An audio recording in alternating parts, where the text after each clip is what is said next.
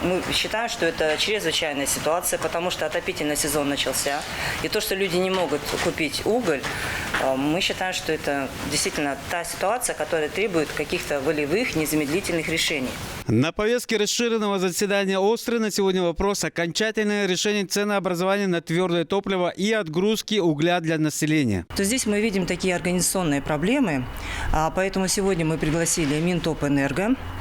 Пригласили также представителей топливных складов, Тувинской горнорудной компании, службу по тарифам, Минэкономики, и будем совместными усилиями решать эту проблему. Одним из главных достижений на сегодня стало то, что уголь с Тувинской горнорудной компании отныне будет отпускать и по субботам. Кроме того, для физических лиц будет предоставлена и вторая весовая платформа. На сегодня работает 2 весовых оборудования.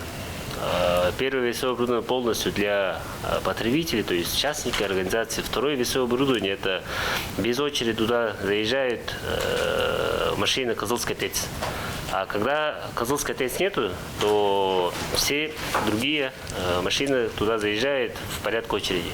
То есть 2 весовых оборудования работают. И кроме того, еще третье дополнительное весовое оборудование, уже закуплено оборудование, да. Сейчас там идет работа по устройству площадки, да, для данного оборудования.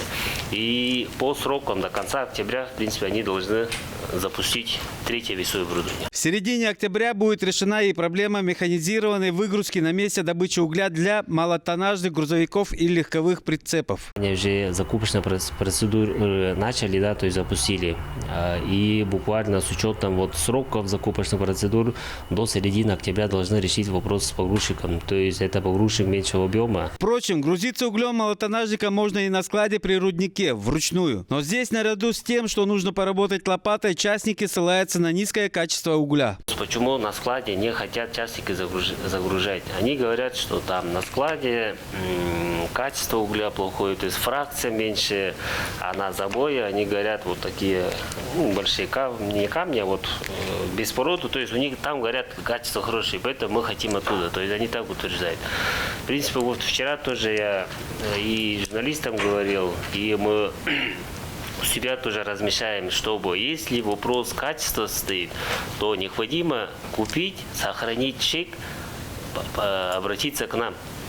Мы организуем проверку, экспертизу качества топлива. На заседании также был поднят вопрос о продаже угля малым весом в мешках. Противовес так называемым мешочникам-перекупщикам мэрия Кызыла открывает на территории столицы Тувы 3 точки, где будут реализовывать уголь по 125 рублей за 50 килограммов. На сегодняшний день в КВЭД благоустройство вносит изменения для того, чтобы продавать, закупать уголь с разреза Кахемского для населения по уже установленной цене. Местом продажи твердого топлива станет МУП «Благоустройство», банно-прачечный комплекс на правобережном районе Кызыла и территория одного из индивидуальных предпринимателей на левобережном дачном обществе. Затем, чтобы цена на уголь в процессе реализации не завышалась, регулярный контроль будет осуществлять служба тарифов. Провели несколько выездов с начала сентября, зафиксировали, выписаны предупреждения по тем предпринимателям, которые были обнаружены, да, с нарушением цены. Вот. Что хочется сказать здесь? Рейды продолжим. Вот. Те люди, которые продавали уголь с нарушением цены, в настоящее время часть из них уже прекратили, да, продажи в открытую. Вот. Но все равно мы продолжаем эту работу. Кроме того, Министерство экономики Тувы для снижения напряжения с углем предлагает привлечь для разумной перепродажи твердого топлива новых заинтересованных бизнесменов. Мы объявим конкурс, мы всегда заранее объявляем о том, что с такого-то числа у нас начинается конкурс, и телефон горячей линии упоминаем, телефон в нашем фонде поддержки предпринимательства. И, как правило, начинают звонить, интересоваться, какие именно документы, хотя у нас это все в социальных сетях, на сайте укладывается.